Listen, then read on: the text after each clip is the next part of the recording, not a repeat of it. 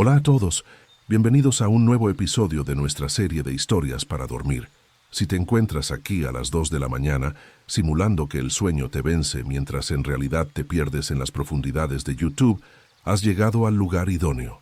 Como es costumbre, si el contenido que te ofrecemos resuena contigo, te pedimos encarecidamente que dejes un me gusta, te suscribas a nuestro canal y, por supuesto, actives la campanita de notificaciones. Cada una de estas acciones, por pequeña que parezca, nos brinda un apoyo inmenso y nos motiva a seguir compartiendo estas narraciones contigo. Hoy nos adentraremos en un tema que, a primera vista, podría parecer sencillo, pero que encierra una complejidad fascinante. Existe una brecha abismal, una diferencia colosal entre la teoría de la iluminación espiritual y la cruda realidad de intentar aplicarla en un día cualquiera, un martes común y corriente, en medio de la vorágine de la vida moderna. Porque una cosa es sumergirse en la meditación en la serena cima de una montaña, donde la única preocupación que te asalta es discernir la forma de la próxima nube que cruza el cielo. Y otra, muy distinta y considerablemente más desafiante, es aspirar a ser una persona iluminada cuando te ves inmerso en la necesidad imperiosa de saldar facturas, de cumplir con las exigencias de un trabajo que a menudo te consume, de navegar por las complejidades de las relaciones humanas y, en esencia, de simplemente existir y sobrevivir en el caótico y a menudo implacable mundo real. El budismo, con su milenaria tradición, nos ofrece un compendio de conceptos de una belleza y profundidad inigualables. Hablamos de la compasión universal, esa capacidad de sentir y aliviar el sufrimiento de todos los seres, la aceptación de la impermanencia, la comprensión de que todo en la existencia es transitorio y está en constante cambio, el desapego material, la liberación de las ataduras de las posesiones y los deseos mundanos, y la búsqueda incansable de la verdadera sabiduría, aquella que trasciende el conocimiento superficial y nos conecta con la esencia de la realidad. Todos estos principios son, sin duda, profundamente inspiradores, capaces de transformar vidas y de ofrecer una perspectiva renovada sobre el propósito de nuestra existencia. Sin embargo, el quid de la cuestión radica en que estas enseñanzas, en su forma original, fueron gestadas y cultivadas en el ambiente contemplativo y apartado de monasterios y ashrams, lugares dedicados exclusivamente a la práctica espiritual. No fueron concebidas, al menos no directamente, para ser aplicadas en el bullicio de una oficina moderna, en la presión de un hospital, en el frenesí de una cocina profesional o en el silencio, a veces abrumador, de una biblioteca llena de plazos y responsabilidades. Y es precisamente en este contraste donde emergen las preguntas más incómodas y a menudo vergonzosas. ¿Cómo es posible practicar una compasión verdaderamente infinita cuando te encuentras bajo la presión implacable de una fecha límite de entrega, con un proyecto que debe ser finalizado a toda costa? ¿Cómo se puede abrazar la impermanencia, esa verdad fundamental de la existencia, cuando has invertido 3 horas de tu precioso tiempo en un trabajo meticuloso que, por alguna razón inexplicable, se estropeó irremediablemente? ¿De qué manera se cultiva el desapego material cuando tu cuenta bancaria se encuentra peligrosamente en números rojos y la preocupación por las finanzas te consume? Y quizás la pregunta más apremiante: ¿cómo se busca y se conecta con el verdadero yo, con esa esencia espiritual, cuando apenas dispones de unos minutos para realizar una tarea tan básica como cepillarte los dientes antes de lanzarte a las exigencias del día? La verdad ineludible es que la sabiduría milenaria, con toda su profundidad y sus promesas de paz interior, funciona a la perfección en un entorno idealizado, en un vacío de responsabilidades y presiones. Pero esa misma sabiduría se enfrenta a un desafío considerable, a una prueba de fuego, cuando se topa de bruces con la realidad de un lunes por la mañana, con todas las obligaciones y el estrés que conlleva el inicio de una nueva semana. Es en ese momento cuando las cosas, inevitablemente, se complican mucho más de lo que los textos antiguos podrían haber anticipado. Así que te invitamos a relajarte profundamente, a permitir que la tensión se disipe de tus hombros, a ponerte cómodamente los auriculares y a unirte a nosotros en este viaje de descubrimiento. Juntos, exploraremos qué sucede, qué transformaciones ocurren, cuando las profundas enseñanzas budistas abandonan la tranquilidad de sus monasterios de origen y se aventuran a intentar sobrevivir, a echar raíces en la incesante y a menudo despiadada vida real. Porque si bien la iluminación espiritual es un concepto de una belleza innegable y una aspiración noble, la vida real, con todas sus vicisitudes y sus impredecibles giros, parece no haber tenido la oportunidad de leer los manuales de instrucciones que la sabiduría antigua nos ofrece. Y es precisamente en esa colisión entre lo ideal y lo real donde reside la verdadera lección. El doctor Ricardo Sánchez no era un médico común y corriente. Su figura se alzaba por encima de la media, no solo por su destreza quirúrgica, sino por una curiosidad intelectual que lo llevaba a explorar territorios inusuales para su profesión. Era el arquetipo de facultativo que entre una cirugía compleja y la siguiente dedicaba sus escasos momentos de ocio a la lectura de intrincados textos budistas tibetanos. Y lo más sorprendente de todo, creía con una sinceridad inquebrantable que su misión en la vida, su verdadero propósito, era sanar al mundo entero, no solo a sus pacientes, a través de la aplicación práctica del amor universal. Una misión, sin duda, noble en su concepción, pero que desde una perspectiva puramente pragmática, adolecía de una logística francamente pésima.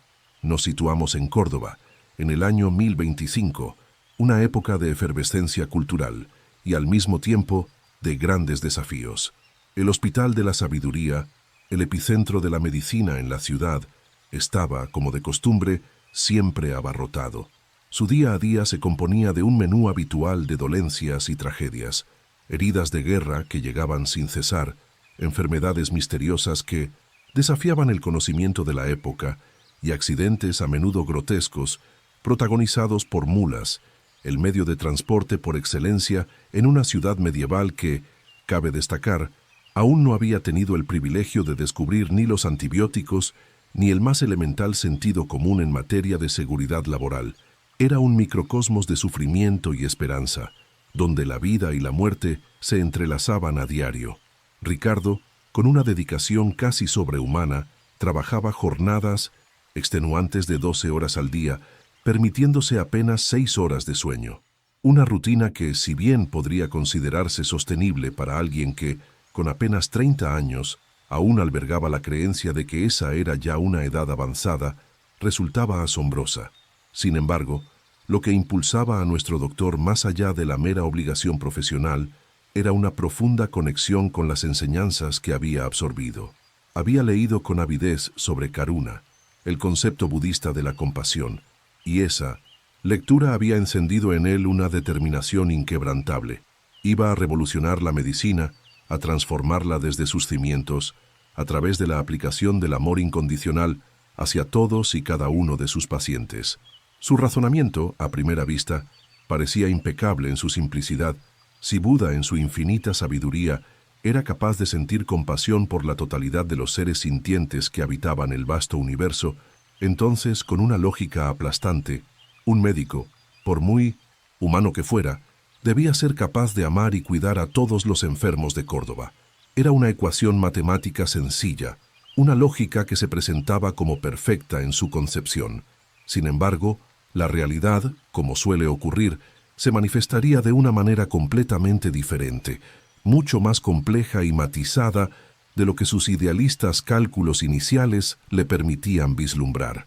Ricardo, en su noble pero quizás ingenua búsqueda, estaba a punto de embarcarse en un viaje de autodescubrimiento que le revelaría una verdad sutil, pero de una importancia trascendental.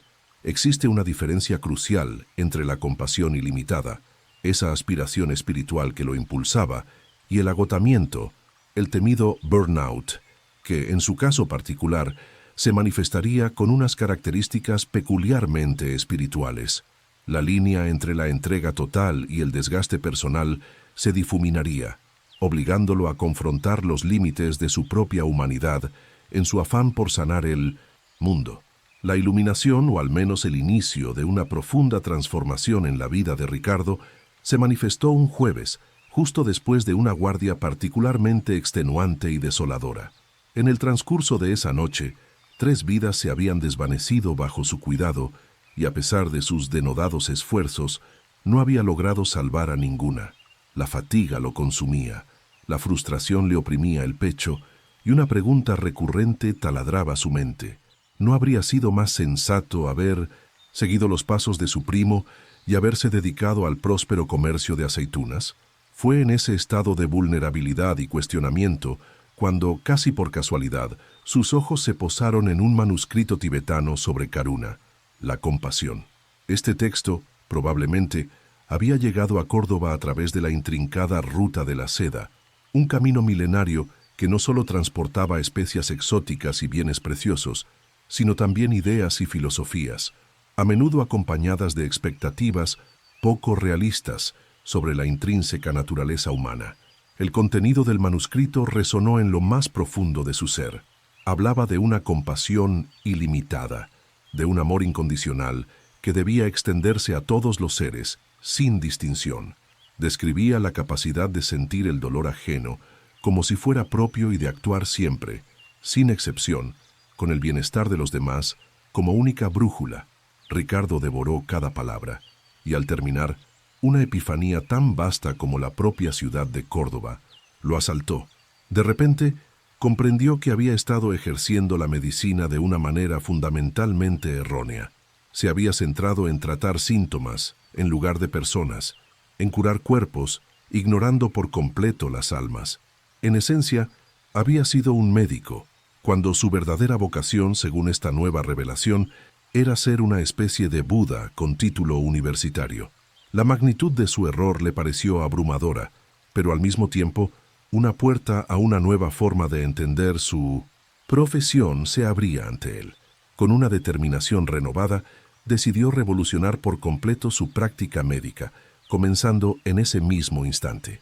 A partir de la mañana siguiente, cada paciente que cruzara el umbral de su consulta no solo recibiría el tratamiento médico convencional, sino también una dosis generosa de amor genuino, una atención total y una compasión que, en ocasiones, rozaría los límites de lo embarazoso. Su objetivo era claro y ambicioso: convertirse en el médico más compasivo que el mundo hubiera conocido jamás. De hecho, se propuso ser, posiblemente, el primero en intentar abrazar a todos sus pacientes de manera simultánea, una manifestación física de su recién descubierta filosofía de la atención. Sin embargo, la realidad, con su implacable lógica, no tardó en presentar el primer obstáculo, y lo hizo en la primera consulta del día.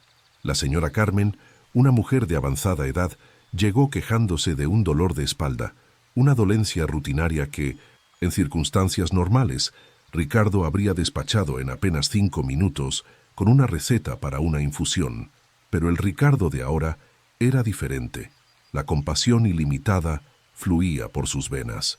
Se sentó frente a ella, la miró a los ojos con una intensidad que parecía querer descifrar los misterios del universo, y en lugar de limitarse a la dolencia física, le preguntó sobre su familia, sus sueños más íntimos, sus miedos más profundos y, probablemente, incluso sobre su opinión acerca del clima. La señora Carmen, visiblemente conmovida por esta inusual muestra de interés, quedó absolutamente encantada. Por fin, un médico que se preocupaba de verdad, que la veía como algo más que un conjunto de síntomas. Le confió sus penas, la historia de su marido, que bebía más que un pozo en pleno verano, la de sus hijos, que solo aparecían cuando la necesidad económica los apremiaba, y sobre todo, la soledad que la corroía, un dolor que superaba con creces cualquier molestia física. Ricardo escuchó cada palabra con la paciencia de un santo, ofreció consejos sinceros y prometió seguir su caso personalmente. 1 hora después, la señora Carmen salió de la consulta no solo espiritualmente curada, sino también con una renovada esperanza, lista para recomendar al médico milagroso a medio barrio. La compasión, al parecer, funcionaba como por arte de magia, y Ricardo se sintió como si hubiera descubierto la panacea para todos los males de la humanidad. Sin embargo, Su euforia se desvaneció en el instante en que se dio la vuelta y contempló la larga fila que se había formado en el exterior. 40 personas, con rostros esperanzados y cansados, aguardaban bajo el sol abrasador, como si él fuera a distribuir pan y milagros de forma gratuita. Fue entonces cuando las matemáticas, esa disciplina que tanto dominaba, comenzaron a presentarle un panorama mucho más complejo y desafiante de lo que había anticipado. Si cada paciente requería una hora de su amor incondicional y su jornada laboral útil se extendía por 10 horas, la aritmética era clara. Solo podía atender a 10 personas al día. El pequeño pero crucial detalle era que, cada día, llegaban 50. Los 40 restantes, inevitablemente, se marcharían sin tratamiento, una realidad que contradecía de forma flagrante el concepto de compasión universal que tanto se esforzaba por encarnar. La brecha entre su ideal y la cruda realidad se ensanchaba con cada paciente que se sumaba a la creciente fila. Ricardo, en su afán por mantener la calidad emocional de sus consultas, intentó acelerar el proceso. 15 minutos de compasión concentrada por persona, se dijo, pero incluso esa medida resultó insuficiente. La fila, lejos de disminuir, crecía con la misma rapidez que una planta después de una lluvia torrencial. La gente, exhausta por la espera bajo el calor sofocante, comenzaba a desmayarse. Otros, más pragmáticos, se rendían y buscaban la atención de médicos menos iluminados, pero considerablemente más rápidos. Y en el extremo más trágico, algunos, literalmente, morían en la fila. Una consecuencia devastadora que, sin duda alguna, no figuraba en el manual del amor universal que Ricardo había adoptado como su guía. El segundo día de su experimento compasivo fue una réplica del primero, solo que magnificado en su caos y desesperación. Ricardo llegó al hospital a las 6 de la mañana, solo para encontrar a 50 personas acampadas en la puerta, como si de un campamento de refugiados se tratara. La noticia del médico compasivo se había extendido por la ciudad con la velocidad de un rumor en un mercado bullicioso. Todo el mundo, sin excepción, anhelaba ser tratado con ese amor incondicional que Ricardo prometía, porque al fin y al cabo, ¿quién no desea ser visto, escuchado y amado de esa manera? En un intento desesperado por gestionar la creciente multitud, Ricardo intentó aplicar una suerte de compasión colectiva. Reunió a todos los presentes y, con la elocuencia de un predicador, les explicó cómo cada uno de ellos era especial y amado por el cosmos. El resultado fue una revuelta generalizada. La gente no quería discursos genéricos, anhelaba atención individual. El amor abstracto no curaba el dolor específico. Cada persona en esa fila tenía una historia única, un sufrimiento particular, una necesidad desesperada de ser escuchada personalmente por alguien que, de verdad, se preocupara por su bienestar. La presión sobre Ricardo se intensificó. Comenzó a saltarse las comidas para poder atender a más gente. Luego, eliminó por completo sus descansos. Y finalmente, empezó a trabajar hasta que los gallos, con su canto matutino, anunciaban el inicio de un nuevo día. La compasión ilimitada, esa noble aspiración, estaba exigiendo un tributo desmesurado a sus recursos, que eran, por el contrario, extremadamente limitados, su propio cuerpo, su cordura y su tiempo, que, a diferencia de lo que había imaginado en su idealismo inicial, no era infinito. Al tercer día, una nueva y perturbadora emoción comenzó a aflorar en su interior. Una genuina irritación hacia sus pacientes. ¿Qué clase de compasión budista era esa que lo llevaba a sentir resentimiento? Buda, en su serenidad, nunca se había estresado con nadie.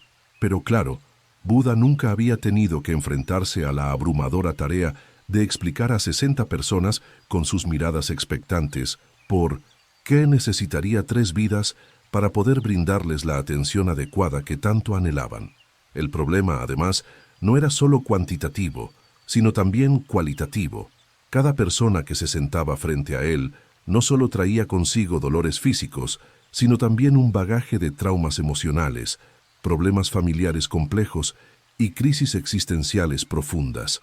Ricardo descubrió, con una mezcla de asombro y agotamiento, que ser verdaderamente compasivo significaba absorber una cantidad industrial de sufrimiento humano a diario. Y a diferencia de Buda, él no había venido al mundo con un manual de instrucciones que le enseñara a procesar y a liberarse de tanto dolor ajeno. Al final de esa primera semana, el balance era desolador. Estaba exhausto, irremediablemente atrasado en sus consultas, y sus sueños se habían convertido en una prolongación de las pesadillas de sus pacientes. Se despertaba pensando en la viuda solitaria, en el comerciante arruinado, en el soldado atormentado por los fantasmas de la guerra. La compasión ilimitada, al parecer, no venía equipada con un botón de apagado ni con un manual de supervivencia. Fue en ese momento de profunda crisis cuando comenzó a sospechar, con una certeza cada vez mayor, que quizás, solo quizás, había interpretado el concepto de la compasión de una forma ligeramente, o quizás fundamentalmente, equivocada. La segunda semana de este experimento de compasión universal amaneció con una revelación para Ricardo. Se había transformado sin buscarlo en una celebridad local, pero no del tipo de celebridad que uno anhela, de esas que inspiran admiración y respeto. Más bien, era el tipo de fama que te hace considerar seriamente un cambio radical de profesión, o al menos una mudanza precipitada a otra ciudad, lejos del foco de atención. La fila de pacientes, que antes se extendía tímidamente, ahora comenzaba en la esquina más lejana de la calle, una serpiente humana de 100 almas, esperando bajo el sol inclemente. Todos ellos, con una fe inquebrantable, aguardaban como si Ricardo fuera el único capaz de distribuir la cura para todos los males de la humanidad. Y, técnicamente, esa era precisamente la promesa que él, en su idealismo inicial, había hecho. Un pequeño detalle, sin embargo, que no había sopesado con la debida atención antes de embarcarse en esta aventura. El problema, como no podía ser de otra manera, era puramente logístico. 100 personas, 10 horas, de trabajo efectivo al día, 60 minutos por hora. Las matemáticas, por mucho que las forzara, simplemente no cuadraban, ni siquiera con la mejor de las voluntades. Incluso si se esforzaba al máximo, dedicando apenas 3 minutos de compasión pura y concentrada a cada individuo, aún le quedarían 20 personas sin atención al final de la jornada. Y seamos sinceros, 3 minutos de amor universal es, en esencia, el tiempo justo para un abrazo incómodo y una pregunta a medias sobre la familia. La eficiencia en este contexto se revelaba como una quimera inalcanzable. En un intento desesperado por optimizar el proceso y al mismo tiempo preservar la calidad emocional de sus interacciones, Ricardo ideó un sistema de triaje emocional. Los casos más sencillos, aquellos que presentaban dolencias superficiales, recibirían 5 minutos de lo que él denominó compasión express.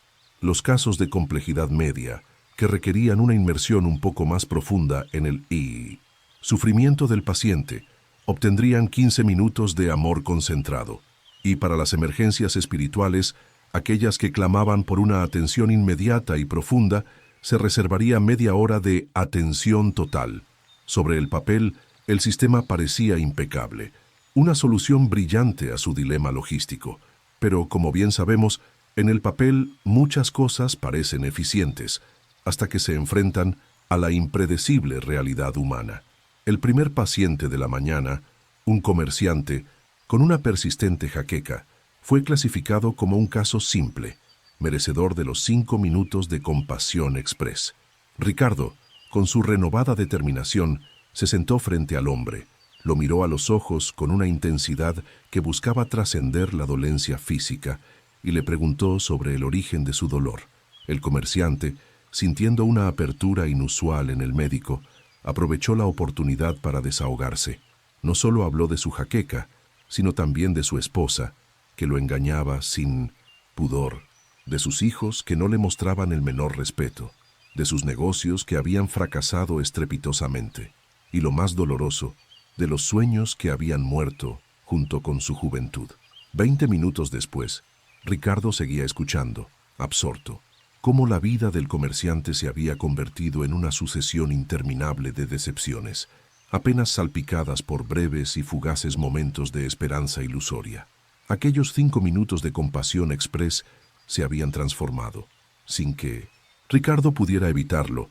En media hora de terapia gratuita, el comerciante, al salir de la consulta, se sentía aliviado, espiritualmente curado, pero los otros 99 pacientes, ajenos a esta catarsis, continuaban cociéndose bajo el sol, algunos de ellos, literalmente, desmayándose de calor y de la expectativa frustrada. La segunda paciente, una viuda que padecía de artritis, fue catalogada como un caso medio, con 15 minutos programados para su atención. Ella comenzó su relato hablando de sus articulaciones doloridas, pero rápidamente la conversación derivó hacia los 40 años de matrimonio que había compartido con su difunto esposo, la dolorosa ausencia de sus nietos que nunca la visitaban, y la soledad, una compañera constante que, según sus propias palabras, era mucho peor que cualquier dolor físico. Ricardo la escuchó con una atención genuina, ofreció palabras de consuelo que brotaban de lo más profundo de su ser y prometió rezar por ella. Una hora después, la viuda salió de la consulta bendiciendo al médico más compasivo de Córdoba, su corazón aliviado, aunque su artritis persistiera. Mientras tanto, 98 personas seguían esperando, el sol ya en lo alto, pareciendo ofendido por la situación, como si el tiempo se hubiera detenido para todos menos para Ricardo y sus pacientes.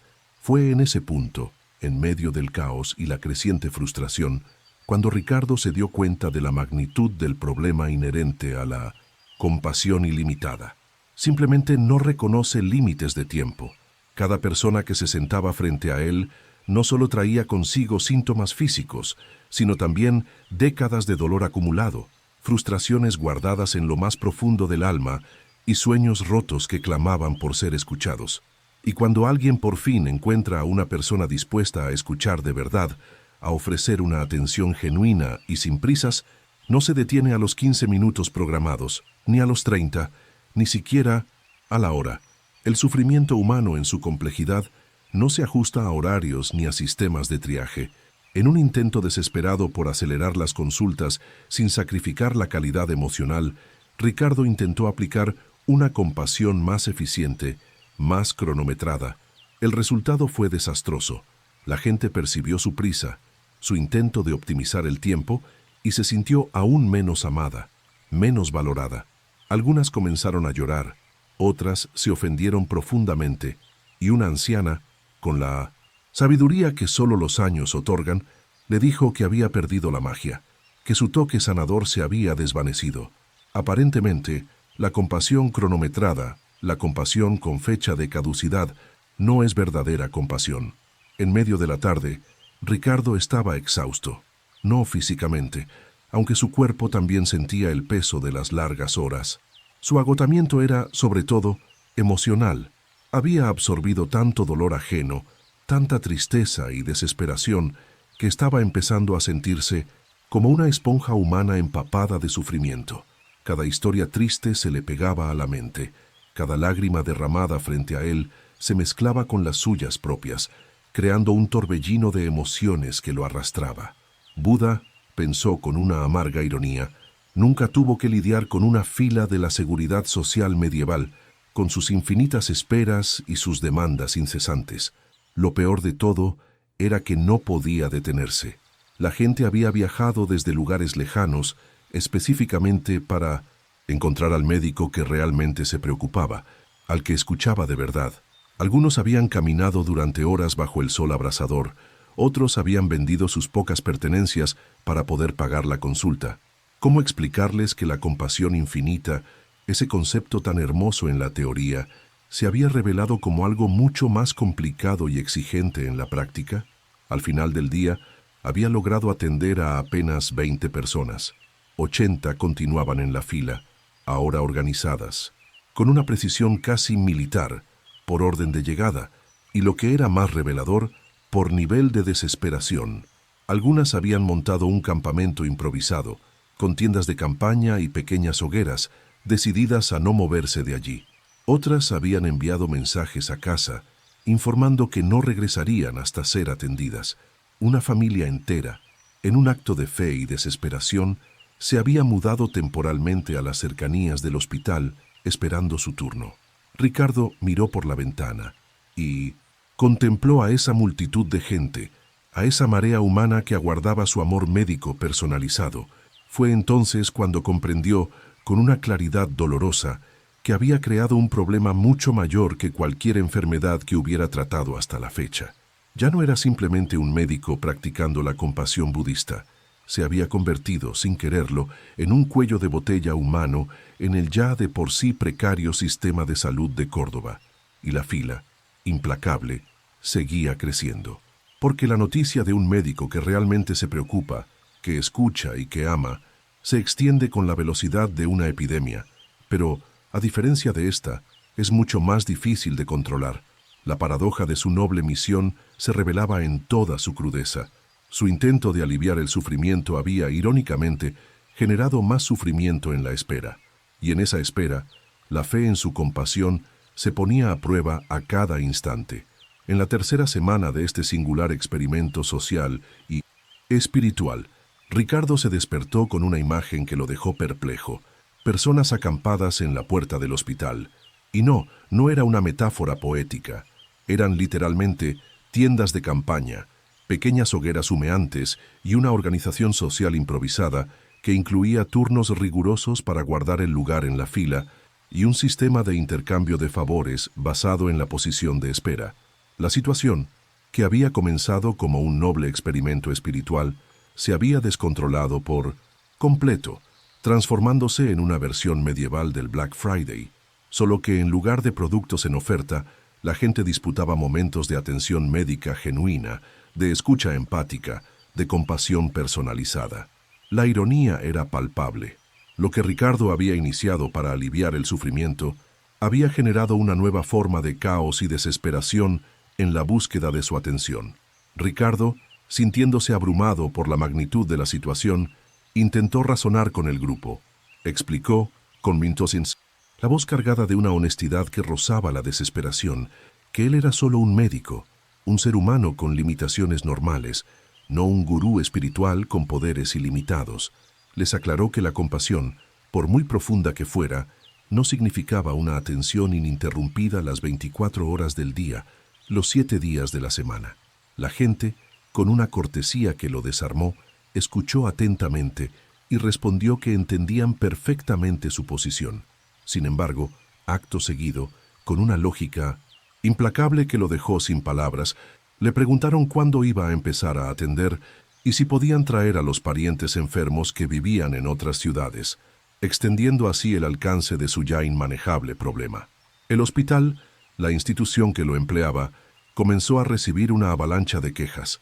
Otros médicos, frustrados y exasperados, no podían ni siquiera llegar a sus puestos de trabajo debido a la multitud que bloqueaba las calles adyacentes.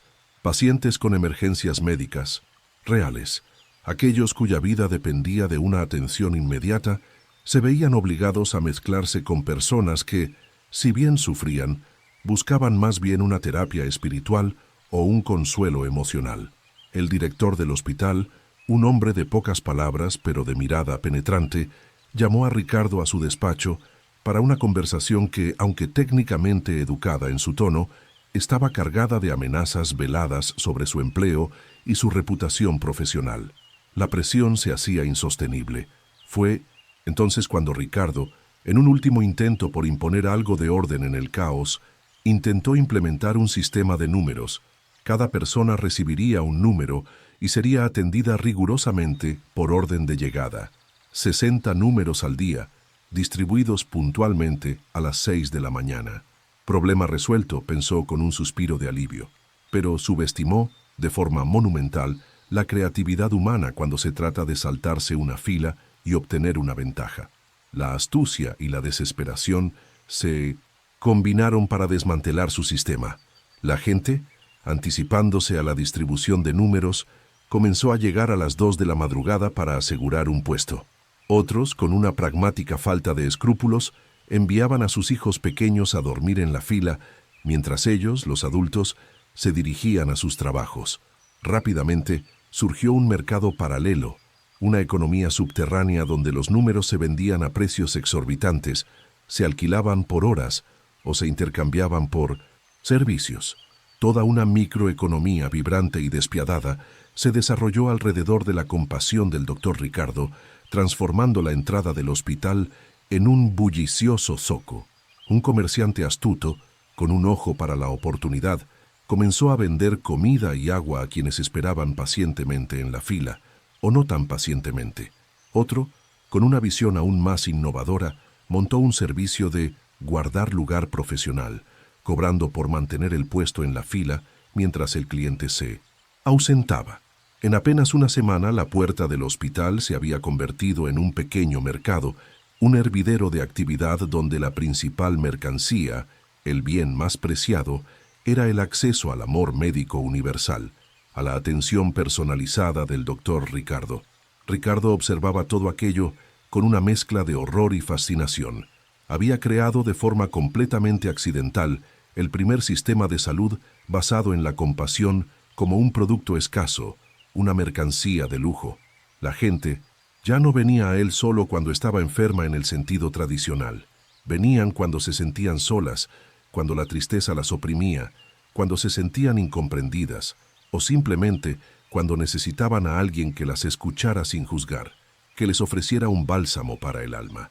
Su consulta se había transformado en un confesionario, en un refugio para los desamparados emocionales. El problema fundamental, la paradoja central de su noble empresa, era que Buda, en sus enseñanzas, nunca especificó cómo operacionalizar el amor infinito en una realidad donde los recursos son, por definición, finitos. Los textos sagrados, por muy profundos que fueran, no contenían un capítulo sobre la gestión eficiente de filas, ni un manual para evitar el agotamiento. El temido burnout de un bodhisattva principiante. La teoría, una vez más, chocaba de frente con la implacable realidad. La gota que colmó el vaso, el punto de inflexión que lo obligó a confrontar la verdad, fue cuando una mujer se desmayó.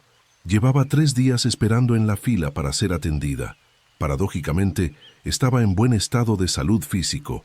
Su única dolencia era el deseo de hablar sobre su matrimonio infeliz, de desahogar su alma.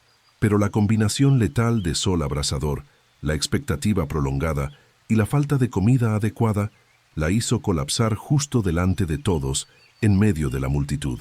Ricardo tuvo que atenderla como una emergencia médica, lo que, inevitablemente, retrasó aún más a todos los demás, provocando una revuelta generalizada entre las personas que ya habían esperado durante horas, con su paciencia al límite. Fue en ese momento de caos y desesperación cuando Ricardo comprendió algo fundamental sobre la compasión budista, una verdad que ningún texto sagrado había mencionado explícitamente. La compasión, para ser sostenible y auténtica, debe incluir la compasión por uno mismo, y la compasión por uno mismo, en ocasiones, significa reconocer, con humildad y sabiduría, que no se puede salvar a todo el mundo solo, que existen límites a la propia capacidad de entrega. Ricardo, con el corazón encogido, miró la fila interminable, a las personas desesperadas por atención, al pequeño mercado improvisado que se había formado a las puertas de su hospital. Se dio cuenta, con una claridad dolorosa, de que su intento de compasión ilimitada, aunque nacido de las más nobles intenciones, había generado más caos que curación, más frustración que alivio.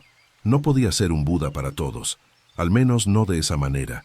Necesitaba un enfoque diferente, uno que fuera sostenible para él como ser humano y al mismo tiempo efectivo para sus pacientes. La sabiduría, al parecer, no era solo sobre dar sin medida, sino también sobre saber cuándo y cómo dar, y crucialmente, sobre reconocer y respetar los propios límites. Y con esa nueva comprensión, el doctor Ricardo Sánchez, el médico más compasivo de Córdoba, comenzó a buscar una forma más equilibrada de servir a la humanidad, una forma que le permitiera seguir siendo un sanador sin convertirse en un mártir. Y quizás, solo quizás, esa era la verdadera iluminación que el universo le estaba ofreciendo, una lección de humildad y autoconocimiento en medio del caos de la compasión desmedida. Al otro lado de Europa, en la vibrante y sofisticada Francia, una chef de renombre, Marie Dubois, estaba a punto de embarcarse en un viaje de descubrimiento que la llevaría a confrontar una verdad fundamental, la impermanencia budista. Ese concepto que postula la naturaleza transitoria de todas las cosas parecía no haber tenido el privilegio de leer las recetas culinarias tradicionales, con su inherente necesidad de estabilidad y permanencia. Marie, con una trayectoria impecable de 15 años al frente de las cocinas palaciegas, se dedicaba a la creación de platos que, por su propia esencia, estaban destinados a una existencia efímera, durando exactamente el tiempo necesario para ser degustados y, acto seguido, olvidados. Una rutina, por cierto, perfectamente normal y aceptada en el universo de cualquier cocinera profesional. Sin embargo, su percepción de esta realidad cambió drásticamente el día en que sus ojos se posaron en un texto que hablaba de Anika, la impermanencia universal. Lejos de encontrar consuelo o aceptación en este concepto, Marie experimentó una reacción visceral. Decidió que iba a librar una batalla personal contra esta ley inmutable. Su objetivo ambicioso y audaz era claro: no permitiría que sus creaciones culinarias, fruto de su arte y dedicación, fueran víctimas del inexorable paso del tiempo. Se propuso, con una determinación férrea, crear la comida eterna, platos que desafiaran la naturaleza transitoria de la existencia misma, que permanecieran inalterables, desafiando toda lógica culinaria y física. La ironía no se le escapaba. Buda, en su infinita sabiduría, probablemente nunca tuvo que enfrentarse al dilema de explicarle a una delicada salsa holandesa que todo en la vida, incluso ella, es impermanente. Marie Dubois no era, en absoluto, una chef cualquiera. Su talento trascendía lo ordinario. Poseía una habilidad casi mágica para transformar un humilde y duro trozo de carne en una experiencia culinaria que los más exigentes nobles franceses no dudaban en calificar de trascendental. Su genio era innegable, pero su ambición, esa fuerza motriz que la impulsaba, era, a todas luces, peligrosa. La búsqueda de la perfección la llevaba a límites insospechados, y esta nueva obsesión por la eternidad prometía llevarla aún más lejos. El escenario de su arte era el majestuoso Palacio de Versalles, en el año 1672. La cocina real, un hervidero de actividad, bullía 20 horas al día, sin descanso, en la preparación de banquetes suntuosos para una corte que había elevado el acto de comer a la categoría de deporte competitivo. Marie, con una autoridad indiscutible, comandaba una brigada de 15 cocineros que la respetaban tanto como temían sus legendarios ataques de perfeccionismo culinario. Su mirada, aguda y exigente, no dejaba pasar el más mínimo detalle, y su búsqueda de la excelencia era implacable. Sin embargo, en lo más profundo de su ser, Marie albergaba un problema filosófico con la naturaleza inherentemente temporal de la comida. Le resultaba incomprensible y frustrante dedicar semanas enteras a la creación de platos elaborados, verdaderas obras de arte efímeras, que eran devorados en cuestión de minutos y olvidados incluso antes de que el postre hiciera su aparición en la mesa. Era una sensación similar a la de construir castillos de arena a orillas del mar, sabiendo con certeza que la marea, inevitablemente, se acercaba para borrarlos. Una frustración profunda para alguien que se tomaba el arte culinario con la seriedad de una verdadera artista, que veía en cada plato una expresión de su alma. Fue en este contexto de desasosiego existencial cuando Marie se topó con un texto budista sobre Anika, la impermanencia de todas las cosas. La reacción de Marie, lejos de ser la esperada por los preceptos budistas, fue completamente opuesta a la aceptación. En lugar de abrazar la transitoriedad de la existencia, de encontrar paz en el flujo constante de la vida, decidió, con una audacia que rayaba en la insolencia, que iba a derrotar esa ley universal. Su arma sería su técnica culinaria superior y su inquebrantable determinación francesa. Se propuso, con una convicción casi mesiánica, crear la primera comida verdaderamente eterna de la historia, porque, al parecer para Marie, la iluminación espiritual no solo implicaba la búsqueda de la sabiduría, sino también el desafío a las leyes fundamentales de la física, una batalla que, en su mente, podía ganarse a través de la perfección de una salsa holandesa. Su ambición no conocía límites, y su cocina se convertiría en el campo de batalla de esta singular cruzada contra el tiempo. La crisis existencial de Marie, esa profunda inquietud que la impulsó a desafiar las leyes de la naturaleza, comenzó un martes, un día aparentemente ordinario, que sin embargo se convertiría en un punto de inflexión en su carrera. Ese día, con la maestría que la caracterizaba, sirvió su afamado pato confitado con salsa de naranja al mismísimo Rey Sol. La preparación de esa obra maestra culinaria le había demandado 3 días de trabajo ininterrumpido y meticuloso. Había seleccionado el pato personalmente, con un ojo experto para la calidad. Lo había marinado durante 24 horas, permitiendo que los sabores se infundieran profundamente en la carne, y lo había cocinado lentamente durante otras 12, hasta alcanzar una ternura y jugosidad perfectas. La salsa, por su parte, era una sinfonía de sabores, una composición delicada que exigía una sincronización perfecta entre 6 ingredientes distintos, cada uno aportando su nota particular a la armonía final. Era, en esencia, una expresión de su alma culinaria, un tributo a la perfección. El rey, con su habitual apetito y su ritmo acelerado, devoró el plato en apenas 15 minutos. Elogió la exquisitez de la comida con una cortesía distante. Pidió más vino y, para desazón de Marie, olvidó por completo la existencia del plato, incluso antes de que el postre hiciera su gloriosa aparición en la mesa. Marie, observando la escena desde la discreción de la cocina, sintió una revuelta existencial que trascendía con creces el mero ego herido. No se trataba de la falta de reconocimiento, aunque eso también doliera. Se trataba de la futilidad cósmica de crear algo de una belleza tan efímera, destinado a una desaparición inmediata.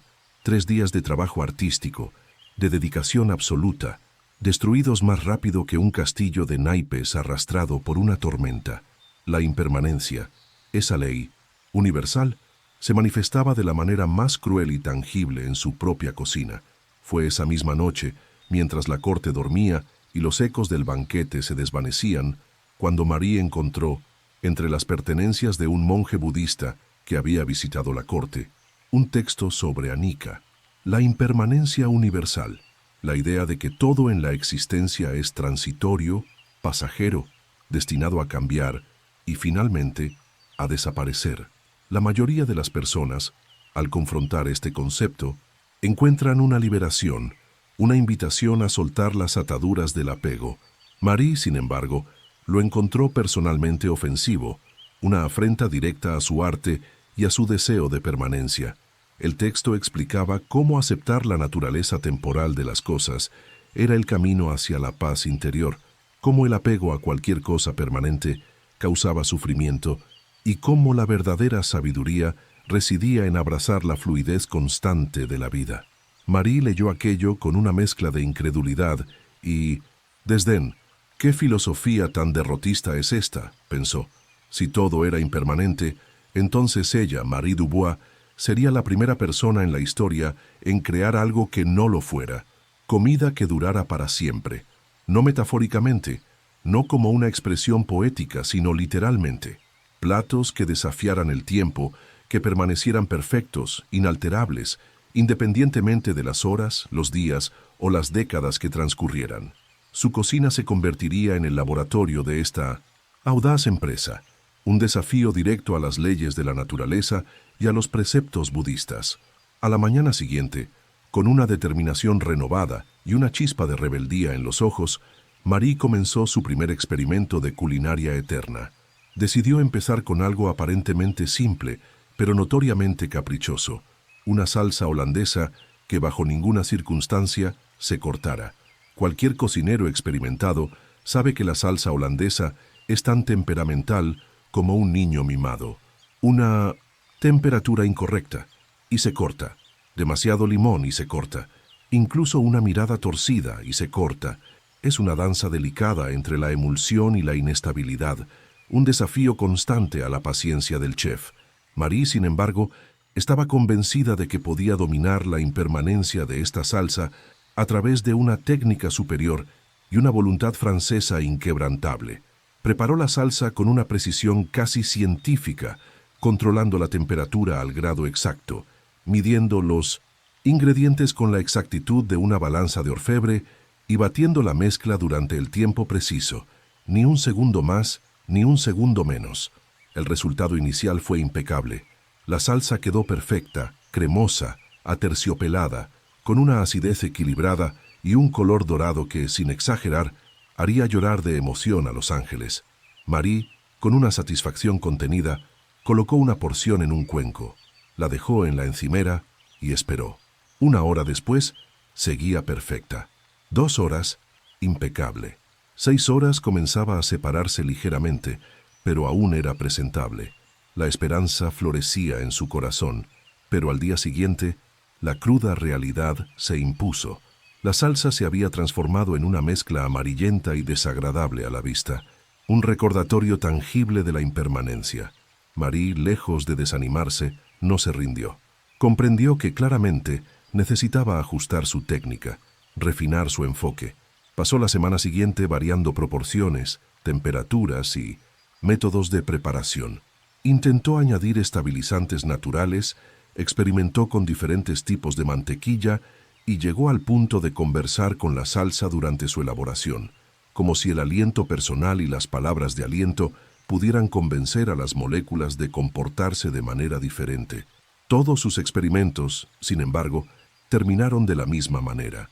Una salsa perfecta durante unas pocas horas, seguida de un deterioro inevitable. La impermanencia siempre ganaba, con la puntualidad irritante de un reloj que nunca se atrasa. Era como luchar contra la gravedad, usando solo fuerza de voluntad y terquedad. Una batalla perdida de antemano. Marie comenzó a obsesionarse. Trabajaba hasta altas horas de la noche, probando incansablemente recetas eternas. Descuidaba los banquetes regulares de la corte para centrarse por completo en sus experimentos. Sus asistentes, con miradas de preocupación, susurraban entre ellos que la chef estaba perdiendo la razón, que su mente se desdibujaba en la búsqueda de lo imposible. Uno de ellos, con una audacia inusual, llegó a comentar que quizás aceptar que la comida se estropea era, en realidad, parte esencial de ser chef, una verdad fundamental de su oficio. Marie, al escuchar esto, estuvo a punto de lanzarle una cuchara de madera a la cabeza. Aceptar la derrota no era una opción para ella. Si Buda pensaba que la impermanencia era una ley universal, claramente nunca había conocido a una francesa determinada, con acceso ilimitado a una cocina real y una voluntad inquebrantable. El problema, paradójicamente, era que cada fracaso, cada salsa que se cortaba, cada sopa que se agriaba, cada plato que se deterioraba, solo servía para aumentar su determinación. Era como apostar todo en una mesa de póker cósmico, donde las cartas eran ingredientes y la casa, la impermanencia, siempre ganaba. Después de un mes de experimentos fallidos, Marie tuvo una revelación. Quizás el problema no era técnico, no radicaba en la falta de una fórmula perfecta. Quizás era filosófico. Si la impermanencia era una ley universal, entonces necesitaba entender por qué antes de poder derrotarla. Decidió estudiar el budismo más profundamente, no para aceptar sus enseñanzas, obviamente, sino para encontrar fallas en su lógica, para explorar debilidades en su filosofía. Era un enfoque muy francés, estudiar a su enemigo completamente antes de declarar la guerra.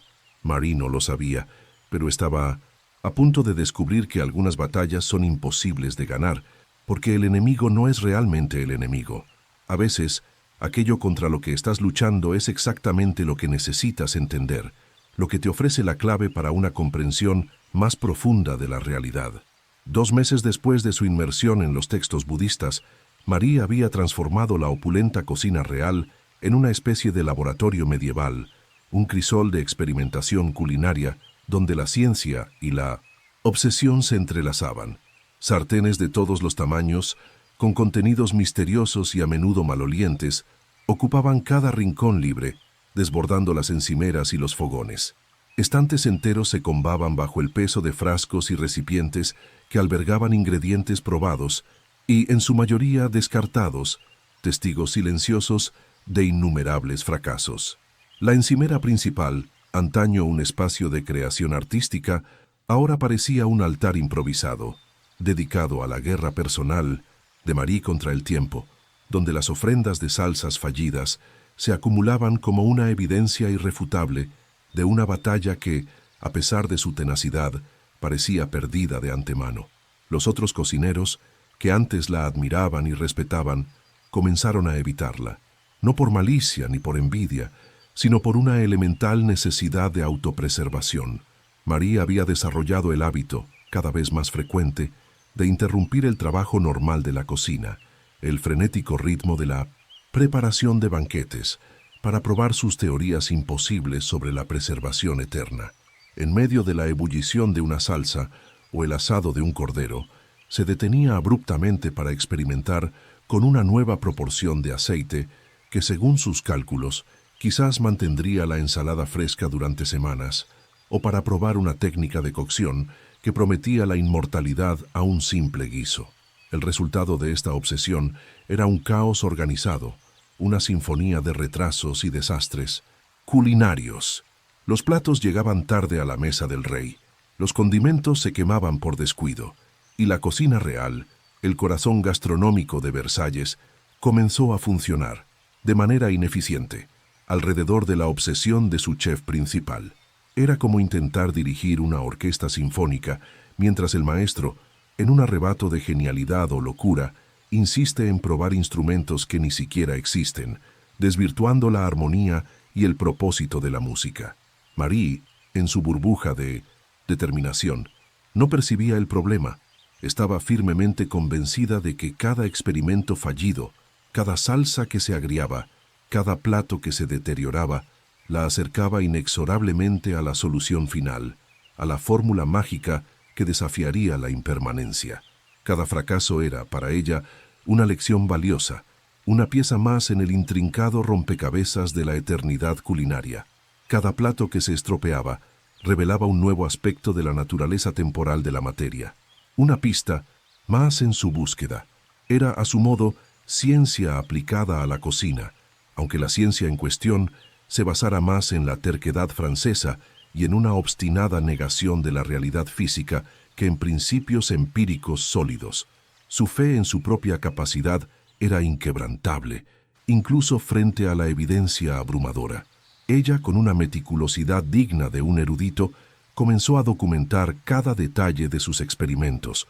Sus cuadernos, antes dedicados a recetas tradicionales, ahora estaban llenos de fórmulas modificadas, de observaciones detalladas sobre el proceso de deterioro de los alimentos y de teorías, a menudo descabelladas, sobre por qué ciertas combinaciones de ingredientes parecían durar más que otras.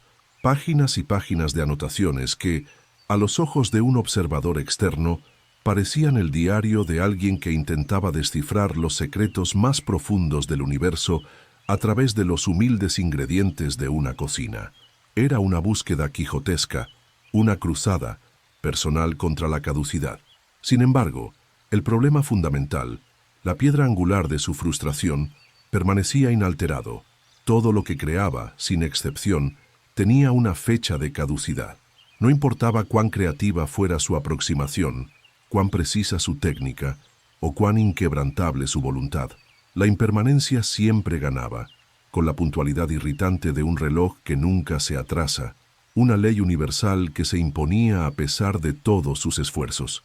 Era una batalla perdida de antemano, una lucha contra la corriente de la existencia misma. Marie, en su desesperación, intentó enfoques cada vez más elaborados, más audaces, más cercanos a la alquimia que a la cocina. Experimentó concocciones a temperaturas imposibles, combinaciones de ingredientes que desafiaban el sentido común culinario y métodos de preservación que implicaban enterrar sartenes llenas de comida en el jardín del palacio durante semanas, con la esperanza de que la tierra y el tiempo obraran un milagro. Los jardineros, ajenos a sus experimentos, se confundían al encontrar recipientes misteriosos plantados entre los rosales, un enigma botánico que escapaba a su comprensión. Cada fracaso, lejos de desanimarla, solo servía para aumentar su determinación. Era como si la realidad misma, estuviera probando su dedicación personal, desafiándola a ir más allá. Cada salsa que se separaba, cada plato que se agriaba, cada experimento que fallaba, era una afrenta directa a su competencia profesional y a su inquebrantable determinación nacional. La obstinación francesa, en su máxima expresión, se manifestaba en cada intento fallido. Los nobles de la corte, con su aguda percepción de las sutilezas, comenzaron a quejarse. No abiertamente, por supuesto. Nunca se critica directamente a la chef principal, la responsable de sus deleites gastronómicos. Pero los susurros se extendían por los pasillos del palacio. Platos que llegaban tarde a la mesa, sabores extraños que no correspondían a la tradición, texturas experimentales que nadie había solicitado y que a menudo resultaban desagradables. Marie, en su obsesión por la eternidad, estaba sacrificando la calidad presente de sus creaciones en nombre de una inmortalidad culinaria que parecía inalcanzable. La excelencia del momento se desvanecía en pos de un futuro incierto. Ella también, en un giro irónico, comenzó a leer más textos budistas, pero con la actitud de un general que estudia las tácticas de su enemigo. Quería entender mejor esa filosofía de la impermanencia, no para aceptarla, sino para poder derrotarla de manera más eficiente. Era un enfoque curiosamente francés, conocer al adversario en profundidad para poder vencerlo con mayor astucia. Los textos hablaban de aceptar la naturaleza transitoria de las cosas como el camino hacia la paz interior. Marie leía aquello y pensaba, ¿qué falta de ambición espiritual es esta? Si todo era temporal, entonces, en su mente, era simplemente porque nadie había intentado lo suficiente para hacerlo permanente. Era una cuestión de técnica, de voluntad, no de filosofía. Su mente pragmática se negaba a ceder ante lo que consideraba una resignación. El punto de inflexión, el momento de la verdad, llegó cuando intentó crear lo que, con una grandilocuencia que solo ella podía permitirse, llamó la salsa eterna. Una combinación de 17 ingredientes diferentes que teóricamente debería permanecer estable indefinidamente, desafiando cualquier ley de la química culinaria. Pasó 3 semanas enteras desarrollando la receta, probando proporciones microscópicas, ajustando la acidez con una precisión química que rayaba en la obsesión. El resultado inicial fue prometedor. La salsa permaneció perfecta durante 2 días enteros. Marie estaba eufórica, exultante. Finalmente, había roto la barrera de la impermanencia. Había derrotado a Buda, no con argumentos filosóficos, sino con la determinación culinaria francesa. Su triunfo parecía inminente, pero al tercer día la cruda realidad se impuso. La salsa comenzó a separarse, a perder su cohesión. Al cuarto, desarrolló un color verdoso preocupante, un presagio de su inevitable destino. Al quinto, el olor que emanaba de ella sugería sin lugar a dudas que quizás sería mejor enterrar el experimento en el jardín, junto con los otros fracasos que ya poblaban ese improvisado cementerio culinario. Marie miró aquella mezcla que había representado 3 semanas de trabajo obsesivo y tuvo una revelación perturbadora. Quizás el problema no era técnico, no radicaba en la falta de una fórmula perfecta. Quizás era realmente imposible crear comida eterna. Quizás Buda tenía razón en algo, incluso siendo claramente una persona que nunca había trabajado en una cocina profesional, que nunca había sentido la presión de una salsa que se corta o un soufflé que se desinfla. Pero aceptar la derrota, para Marie, no era una opción, especialmente no para una francesa que había apostado su reputación profesional, su orgullo, en una guerra contra las leyes fundamentales de la física, una batalla que se libraba, irónicamente, a través de la delicada y caprichosa salsa holandesa. Su espíritu indomable se negaba a ceder, incluso frente a la evidencia más abrumadora. 6 meses después del inicio de sus quijotescos experimentos, Marie se había transformado en una persona diferente.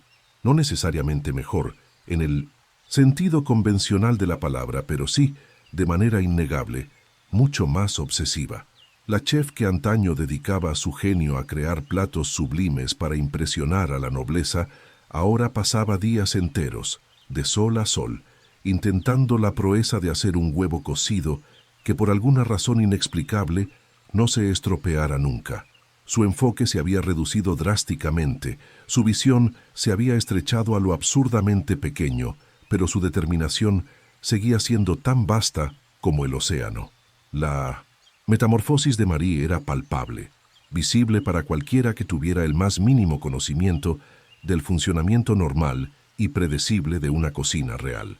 Llegaba antes del amanecer, cuando las primeras luces del día apenas se asomaban por el horizonte, y se retiraba mucho después de la medianoche, cuando la corte ya dormía profundamente.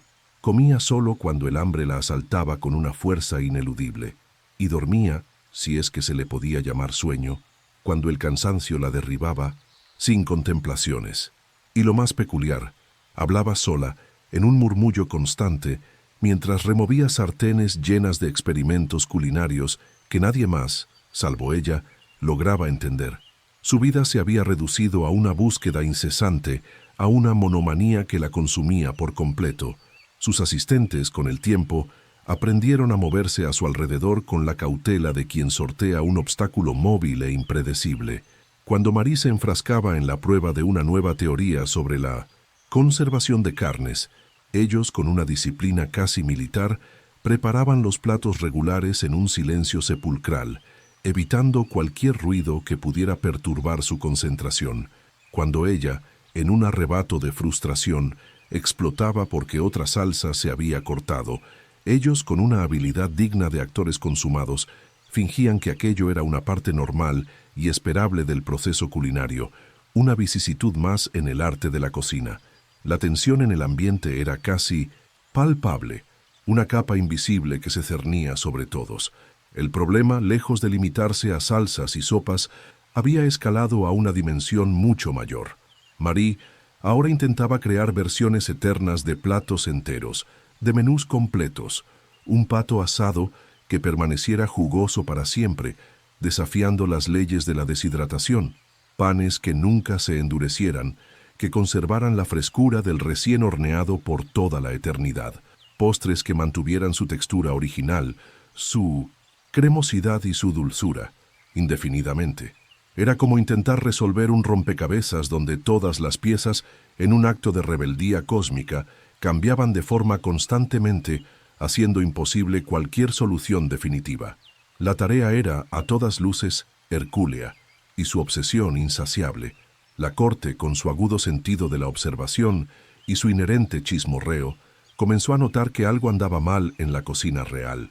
No de una manera dramática, con escándalos o confrontaciones abiertas, sino de una forma sutil, insidiosa, que sin embargo lograba irritar a las personas poderosas. Los platos llegaban tarde a la mesa del rey, no por negligencia, sino porque Marie estaba absorta en la prueba de si el vinagre de manzana, en una proporción específica, impedía el deterioro de las verduras.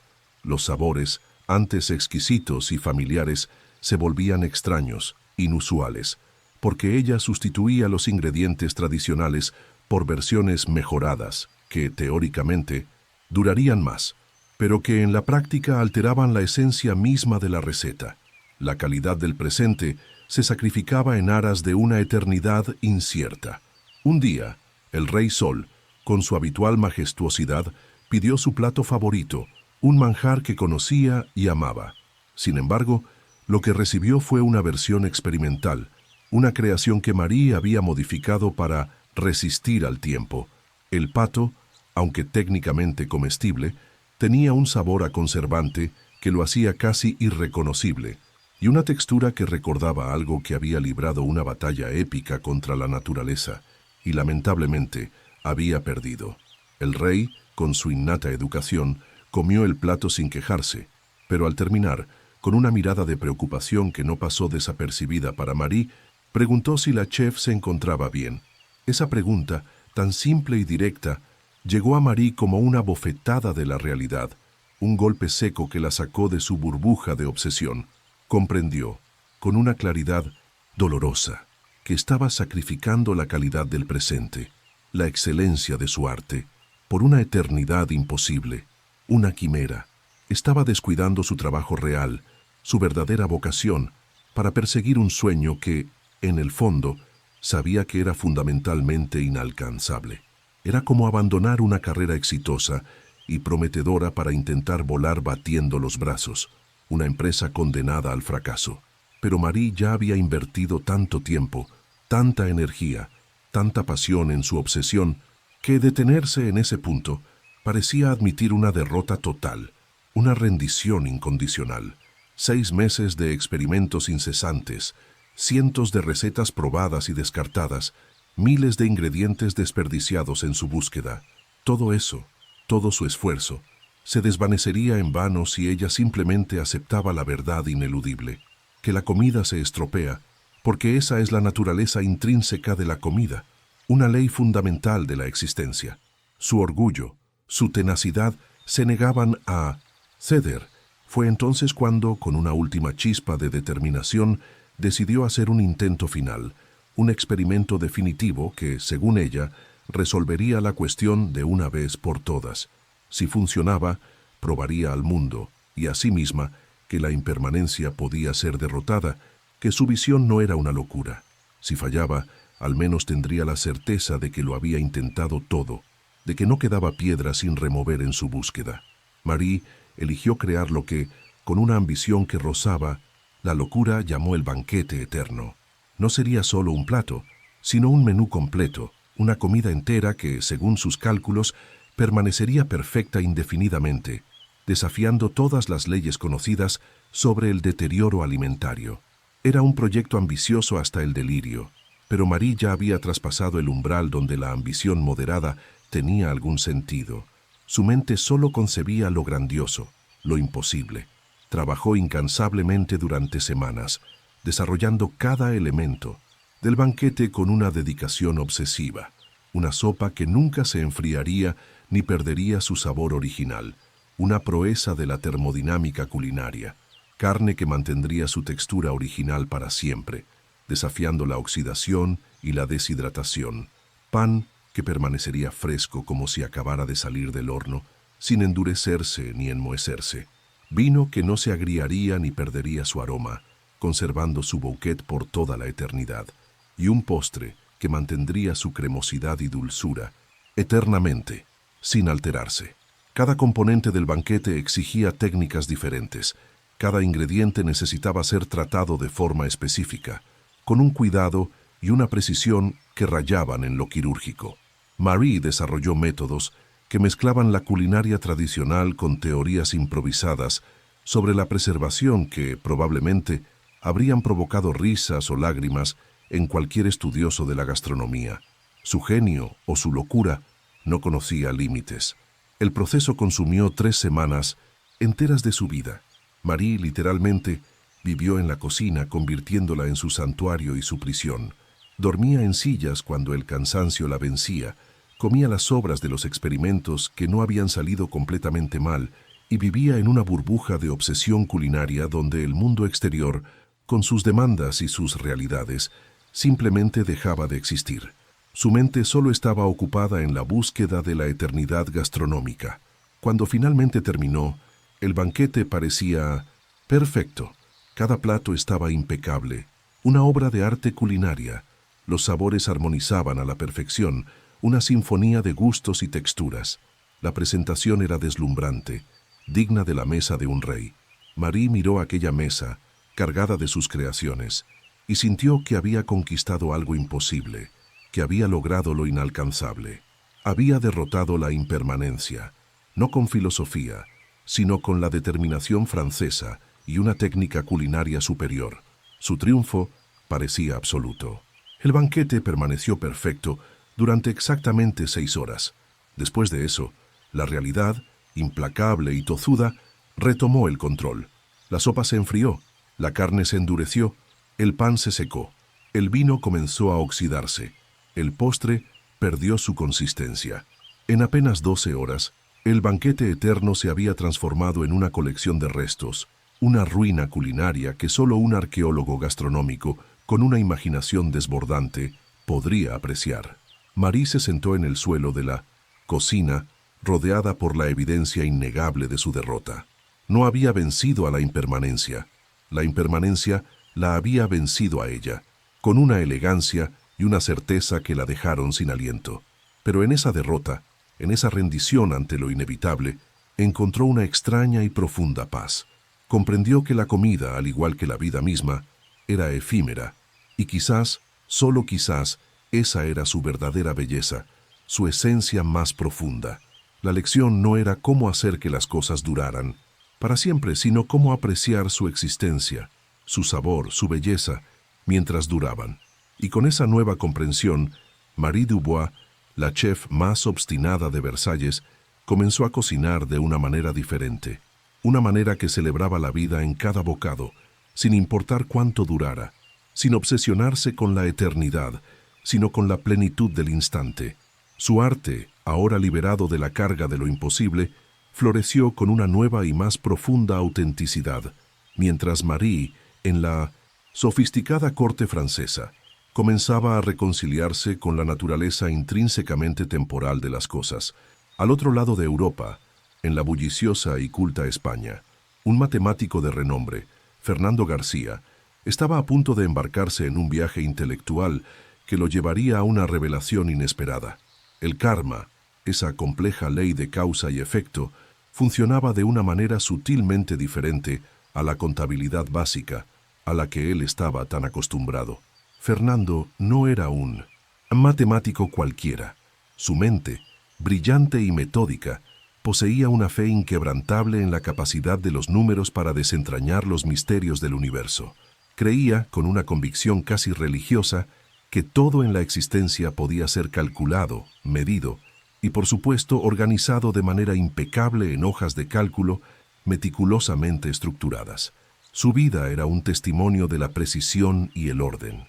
Nos encontramos en Sevilla, en el año 1240, una ciudad que, en aquel entonces, era un vibrante crisol de culturas y un floreciente centro de comercio. Fernando acababa de sumergirse en la lectura de un texto budista que abordaba el concepto de karma, la ley de causa y efecto. Su reacción, como era de esperar en un hombre de su temperamento, fue inmediata y predecible. Si el karma era, en esencia, un sistema de acciones y sus consecuentes repercusiones, entonces, con una lógica aplastante, debía ser perfectamente posible diseñar una hoja de cálculo que permitiera rastrear los débitos y créditos espirituales con la misma precisión matemática con la que él gestionaba las finanzas de sus clientes. La idea, en su mente, era tan clara como un teorema bien formulado. La ironía, sin embargo, era que Buda, en su sabiduría trascendente, claramente nunca había tenido la necesidad de trabajar como contable ni de lidiar con los intrincados balances de una oficina de auditoría. Fernando García no era, en absoluto, un contable ordinario. Su mente, dotada de una capacidad excepcional para la abstracción y el análisis, le permitía transformar cualquier aspecto de la vida en una serie de números organizados, en hojas de cálculo detalladas y en sistemas de control que, sobre el papel, tenían un sentido perfecto, una lógica irrefutable. Su talento era genuino, innegable, pero su aplicación, en este caso particular, resultaba cuanto menos cuestionable. La búsqueda de la perfección numérica lo llevaba a terrenos inexplorados, a la intersección entre lo material y lo espiritual. Sevilla, en el año 1240, era una ciudad en plena ebullición. El comercio internacional florecía, el dinero circulaba con una velocidad asombrosa y los préstamos se calculaban con una precisión que sentaba las bases de la economía moderna. Fernando, con su reputación intachable, dirigía la oficina de contabilidad más respetada de la región. En su despacho, los números danzaban en perfecta armonía. Cada moneda tenía un lugar específico en el gran sistema financiero medieval, y cada transacción era un testimonio de su meticulosidad. Su obsesión particular era la precisión. Cada débito debía tener un crédito correspondiente. Cada transacción debía ser documentada hasta el último detalle, y cada cuenta, sin excepción, tenía que cuadrar a la perfección. Era el tipo de persona que perdía el sueño si descubría una diferencia de una sola moneda en los libros contables, un guardián celoso del equilibrio numérico. Fue en este contexto de rigor y exactitud cuando Fernando se encontró con un texto budista que hablaba de karma, la ley de causa y efecto. Su reacción, como ya se ha mencionado, fue inmediata y predecible. Si el universo operaba bajo el principio de que cada acción generaba una consecuencia proporcional, entonces, con una lógica aplastante, era posible aplicar los principios contables a las cuestiones espirituales. Su mente, acostumbrada a la claridad de los balances, no podía concebir otra forma de entender esta ley universal. Se propuso, con una convicción casi ingenua, crear el primer sistema de contabilidad kármica de la historia. Los débitos y créditos espirituales serían organizados con la misma precisión con la que él rastreaba las monedas de oro de sus clientes. La idea de que Buda, en su búsqueda de la iluminación, nunca hubiera imaginado que alguien intentaría transformar su profunda filosofía en una hoja de cálculo de Excel medieval, era una ironía que, por supuesto, se le escapaba por completo. Su visión era puramente numérica, su fe, inquebrantable en el poder de la cuantificación. La obsesión de Fernando, esa chispa que encendió su singular proyecto, comenzó un martes, un día que, para la mayoría, habría sido uno más en la rutina de la contabilidad. Sin embargo, para él, fue un día particularmente frustrante, marcado por el intento infructuoso de equilibrar los libros de un comerciante que, a todas luces, nunca había oído hablar de la organización financiera. Entre pilas de documentos desordenados, garabatos ilegibles y cálculos que parecían haber sido realizados por alguien usando los pies, Fernando, casi por accidente, encontró un manuscrito budista abandonado sobre una mesa. Su curiosidad, siempre activa, lo llevó a hojearlo. El texto, para su asombro, hablaba de karma, la ley de causa y efecto. La idea de que cada acción, por pequeña que fuera, generaba una consecuencia proporcional, que las buenas acciones, como semillas, plantadas en tierra fértil, daban frutos positivos, mientras que las malas acciones, como maleza, generaban resultados negativos. Y, lo más fascinante para su mente contable, que existía una contabilidad cósmica, un registro universal donde todo se anotaba y eventualmente se equilibraba. Fernando leyó aquello y en ese instante, una revelación tan vasta como la propia ciudad de Sevilla lo asaltó.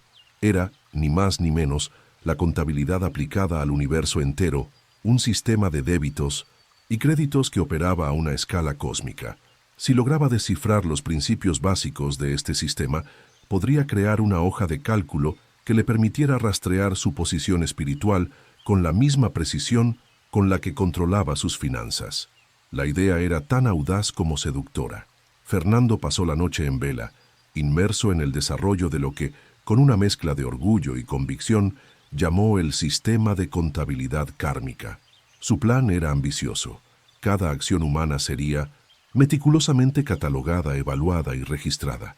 Las buenas acciones, aquellas que emanaban de la bondad y la rectitud, generarían créditos espirituales, sumando puntos a su favor. Por el contrario, las malas acciones, las que surgían de la ignorancia o la malicia, crearían débitos restando de su saldo. El objetivo final era mantener un saldo positivo constante, una cuenta saneada que le garantizara consecuencias favorables en esta vida y en las venideras. La lógica era impecable, al menos en su mente.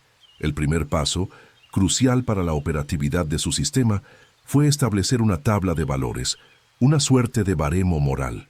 Fernando, con su habitual rigor, decidió que ayudar a un mendigo, un acto de caridad, valía 5 puntos kármicos. Mentir, una transgresión menor, costaba 3 puntos. Robar, un delito más grave, implicaba un débito de 10 puntos. Matar a alguien, la más grave de las ofensas, generaba un abrumador débito de 100 puntos. Por el contrario, salvar una vida, un acto de heroísmo, creaba un crédito de 100 puntos. Era, en esencia, la matemática aplicada a la moralidad, con una precisión contable que para él era la quinta esencia de la justicia universal. El sistema, sobre el papel, parecía funcionar a la perfección. Fernando, con su mente analítica, creó categorías detalladas para diferentes tipos de acciones, subdividiendo cada una para considerar la intención subyacente y el contexto en el que se realizaba. Incluso añadió multiplicadores para aquellas acciones que afectaban a múltiples personas, magnificando su impacto kármico. Era un sistema complejo, detallado y desde una perspectiva organizacional impecable. Sin embargo, su base fundamental era la creencia de que el universo, en su infinita complejidad, funcionaba como un banco cósmico, un ente contable que registraba cada movimiento de sus habitantes. Fernando, con la convicción de un científico que prueba una hipótesis, comenzó a aplicar el sistema en su propia vida. Cada mañana, al despertar, revisaba meticulosamente las acciones del día anterior, calculaba sus ganancias y pérdidas kármicas y planificaba sus actividades para mejorar su saldo espiritual. Era como llevar dos libros contables en paralelo, uno para el dinero, el tangible y mundano, y otro para el alma, el intangible y eterno. Los resultados iniciales, para su satisfacción, fueron alentadores. Fernando se volvió más atento con las personas que lo rodeaban, más honesto en sus transacciones comerciales y más generoso con las limosnas. Su saldo kármico, según sus cálculos, se mantenía consistentemente positivo, acumulando un capital espiritual que, en teoría, le garantizaría varias vidas futuras de prosperidad y bienestar. La promesa de un futuro brillante, respaldado por sus números, lo llenaba de optimismo. Sin embargo, el primer atisbo de problema apareció cuando Fernando intentó verificar si su sistema funcionaba en la práctica, si sus cálculos se traducían en una mejora tangible en su vida. Después de un mes, manteniendo un saldo kármico positivo de más de 500 puntos, esperaba ver mejoras obvias, más clientes en su oficina, una salud de hierro, problemas que se resolvían automáticamente, como por arte de magia. Al fin y al cabo había acumulado crédito kármico suficiente para comprar algunas consecuencias positivas, para inclinar la balanza a su favor. Pero, para su desconcierto, no sucedió nada. Su vida continuó exactamente igual, con los mismos problemas cotidianos, las mismas preocupaciones mundanas y la misma rutina inalterable. Era como depositar una fortuna en un banco y descubrir, con amargura, que la cuenta simplemente no existía, que sus esfuerzos habían sido en vano. Fernando, con su mente analítica, revisó una y otra vez sus cálculos.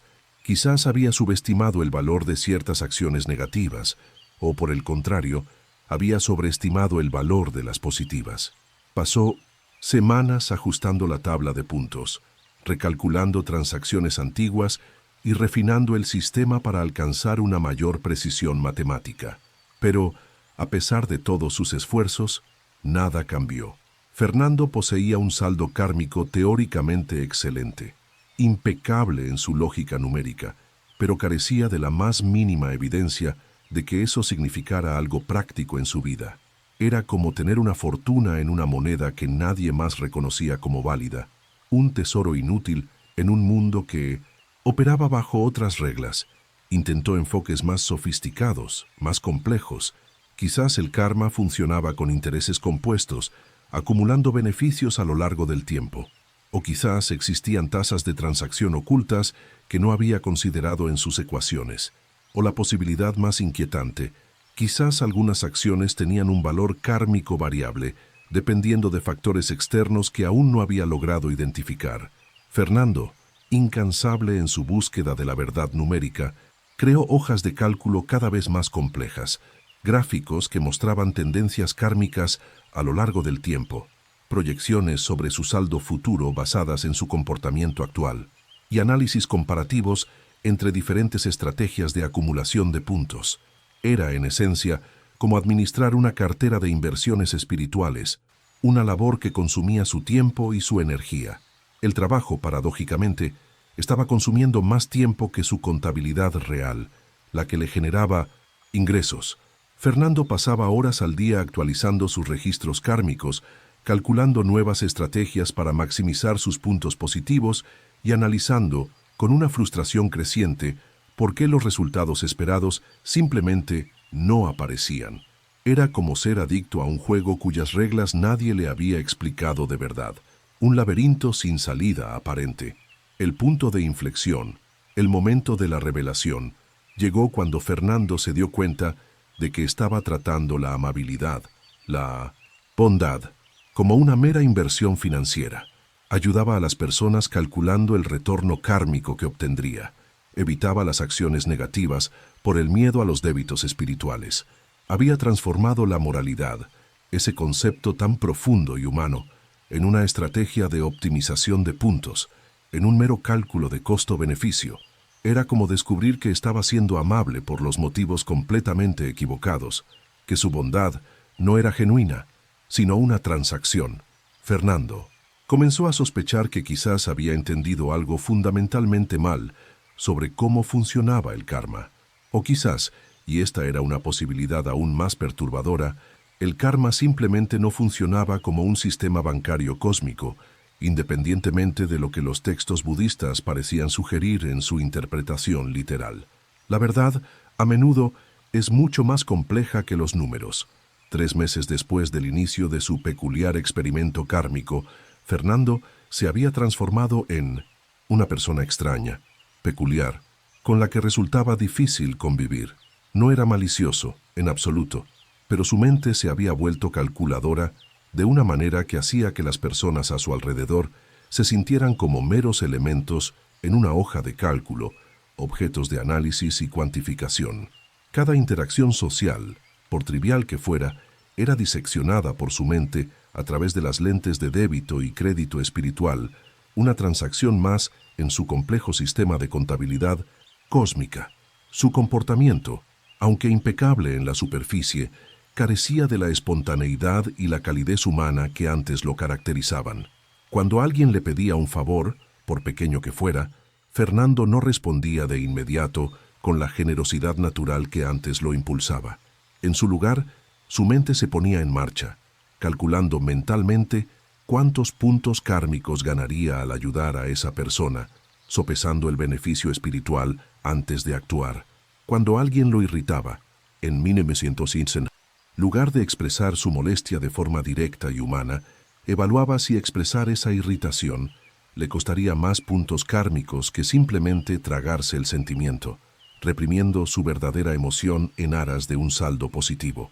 Las conversaciones normales, esas interacciones fluidas y espontáneas que construyen las relaciones humanas, se habían convertido en transacciones calculadas, donde él intentaba maximizar su saldo positivo a través de una amabilidad estratégica, una cortesía, que se sentía forzada y artificial. La autenticidad se había sacrificado en el altar de la eficiencia kármica. Sus asistentes en la oficina, personas que lo conocían bien, no tardaron en notar el cambio. Fernando, que siempre había sido meticuloso y preciso en su trabajo, ahora estaba obsesionado con una suerte de precisión moral, una búsqueda implacable de la perfección ética. Corregía errores pequeños que antes ignoraría, devolvía el cambio extra que los comerciantes le daban por error y ofrecía ayuda a cualquier persona que pareciera necesitarla, incluso cuando estaba abrumado por el trabajo. En teoría, su comportamiento era ejemplar, digno de admiración. En la práctica, sin embargo, parecía forzado, artificial, carente de la genuina espontaneidad que caracteriza a la verdadera bondad. Era como observar a alguien intentar ser espontáneo, siguiendo un manual de instrucciones detallado, un guión que le dictaba cada gesto y cada palabra. El sistema de puntuación, que había ideado, lejos de simplificar su vida, estaba creando dilemas éticos cada vez más extraños y complejos.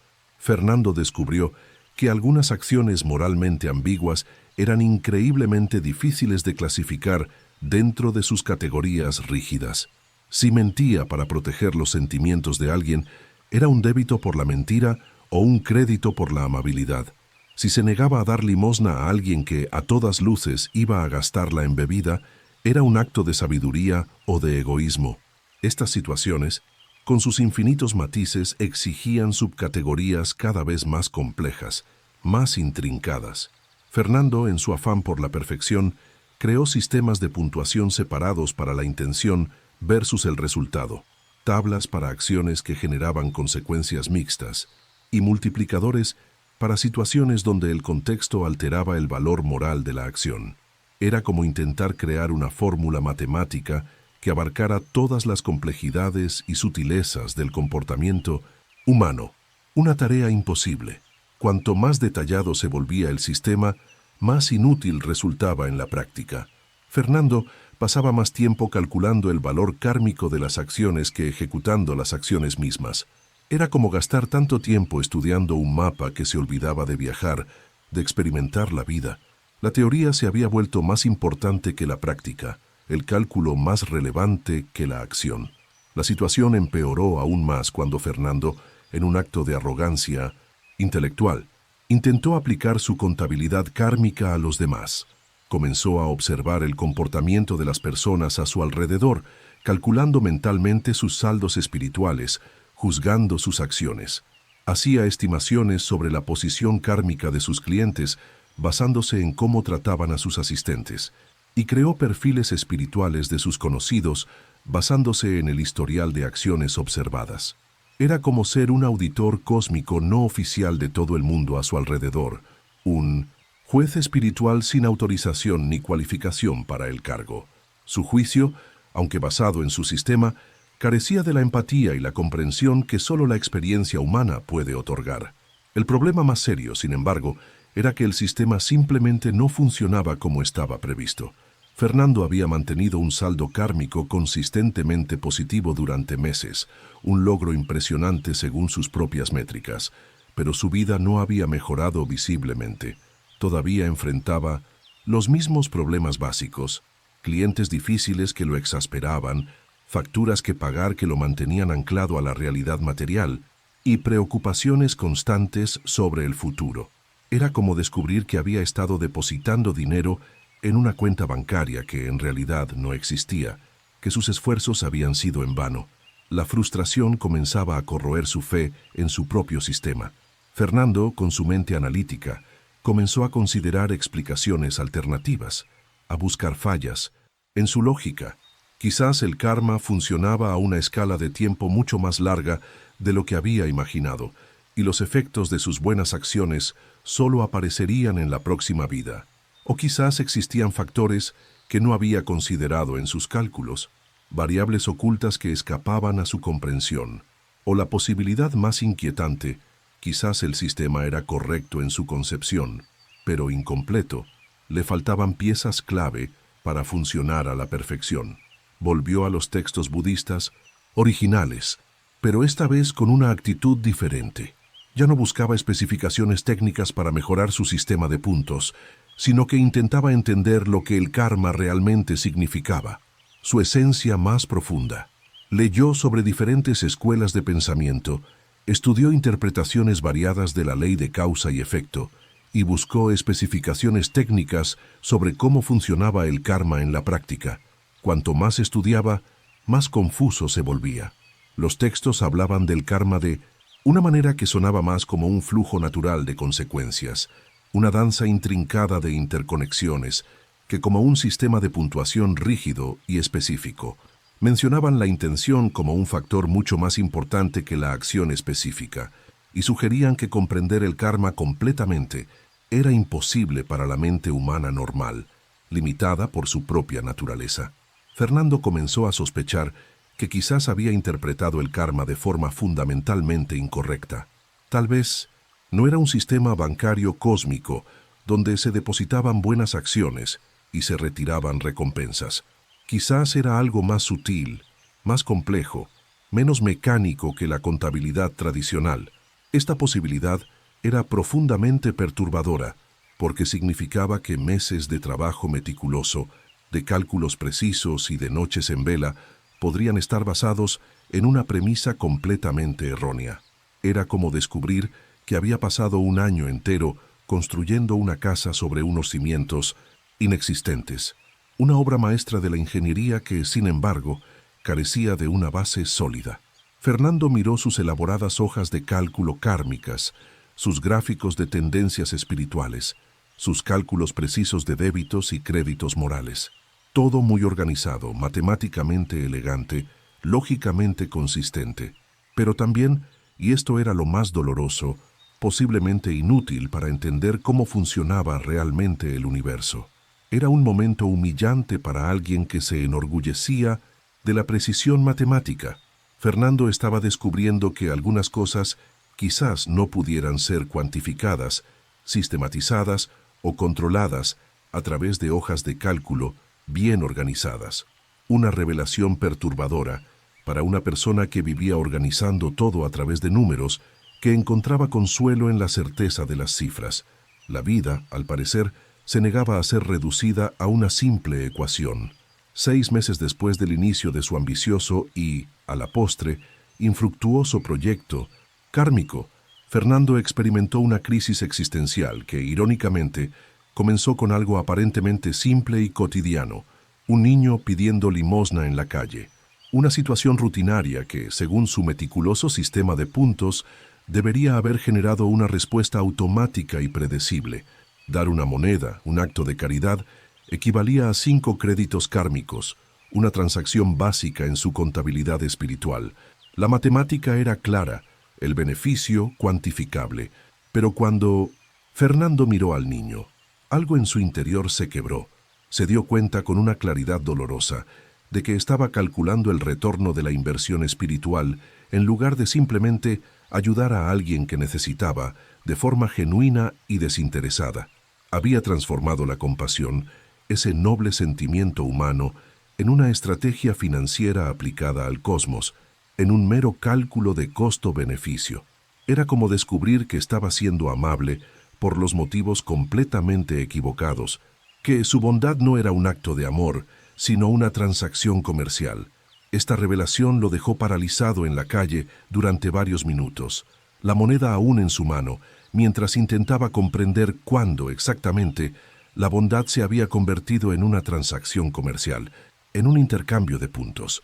El niño, ajeno a la profunda crisis existencial del matemático, lo miraba confuso, probablemente preguntándose por qué el señor, con su expresión de asombro, parecía haber descubierto que 2 más 2 no necesariamente daban 4, que la lógica del universo era mucho más compleja que la aritmética. Fernando, con un gesto casi inconsciente, le dio la moneda al niño, pero por primera vez en meses no anotó la acción en su elaborada hoja de cálculo kármica. En lugar de eso, regresó a casa y contempló con una mezcla de vergüenza y alivio los meses de trabajo meticuloso que había invertido en su sistema. Páginas y páginas de cálculos precisos sobre acciones y consecuencias, gráficos que mostraban tendencias de comportamiento moral, proyecciones sobre su saldo espiritual futuro, todo muy organizado, matemáticamente elegante, lógicamente consistente, pero también, y esto era lo más doloroso, posiblemente basado en una comprensión completamente errónea de cómo funcionaba el karma. La estructura, por perfecta que fuera, se había construido sobre una base falsa. Fernando comenzó a cuestionar las premisas básicas de su sistema. Quizás el karma no. Era un sistema de puntuación donde se acumulaban créditos para intercambiar por consecuencias positivas, como si de un banco se tratara. Quizás era algo mucho más sutil, más complejo, menos parecido a la contabilidad tradicional, a los balances y los libros de cuentas. Volvió a los textos budistas, pero ahora leyendo con una actitud diferente, con una mente abierta y un corazón receptivo. Ya no buscaba especificaciones técnicas para mejorar su sistema de puntos, sino que intentaba entender lo que el karma realmente significaba, su esencia más profunda, su verdadera naturaleza, y descubrió, con una humildad que antes le era ajena, que lo había interpretado todo de forma superficial y mecánica, reduciendo una ley universal a una simple ecuación. El karma, comprendió, no era un banco cósmico donde se depositaban buenas acciones y se retiraban recompensas. Era un flujo natural de causa y efecto que funcionaba a través de la intención, el contexto, la interconexión de todas las cosas. Era un proceso dinámico y complejo, una danza intrincada de energías, no una fórmula matemática simple y predecible. Peor aún, Fernando se dio cuenta de que, al intentar cuantificar el karma, había perdido completamente el punto central, la esencia misma de la enseñanza.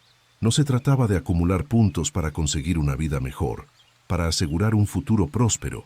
Se trataba de comprender cómo las acciones surgen de estados mentales, de las motivaciones más profundas, y cómo esos estados mentales son influenciados por una comprensión más profunda de la realidad, de la interconexión de todo, Era como descubrir que había estado intentando medir algo que no podía ser medido, utilizando herramientas que por su propia naturaleza no funcionaban para ese propósito. La verdad, a menudo, escapa a la lógica de los números. Fernando miró sus elaboradas hojas de cálculo y sintió una mezcla de vergüenza y alivio. Vergüenza por haber pasado meses desarrollando un sistema basado en una premisa incorrecta, por haber invertido tanto tiempo y energía en una quimera.